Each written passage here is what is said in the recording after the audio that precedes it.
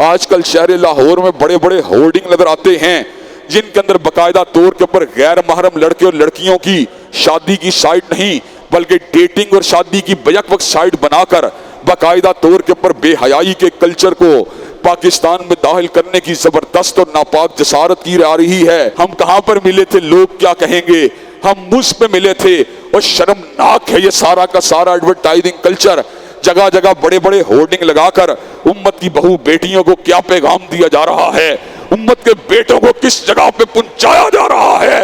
हजरात गिरामी कदर, इंशाअल्लाह वक्त आएगा जब चकलों को गिरा दिया जाएगा, इंशाअल्लाह वक्त आएगा जब बेहयाई के अड्डों को मिटा दिया जाएगा, इंशाअल्लाह वक्त आएगा जब इस मुल्क के अंदर हयादारी और पाकदामनी के कल्चर को आम कर दिया जाएगा।